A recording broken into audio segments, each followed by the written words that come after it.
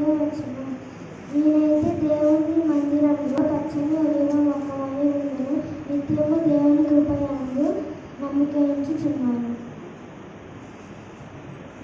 అందరికీ praise lord. కీర్తనలు 143 అధ్యాయం 1వ వచనం. యెహోవా నా ప్రార్థన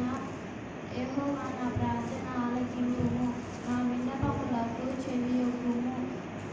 నీ విశ్వాసతనమును బట్టి నీ నీతిని బట్టి నాకు ఉత్తరం ఇచ్చును. ఆమేన్. అందరికీ ప్రైజ్ లార్డ్.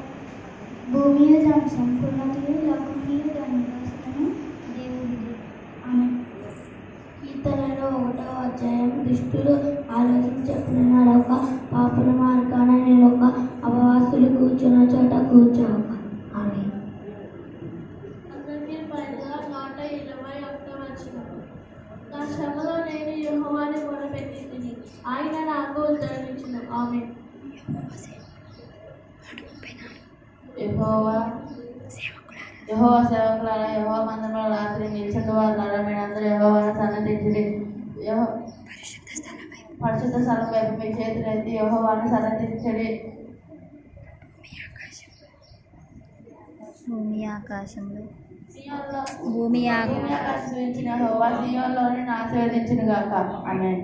కీర్తనలు 134.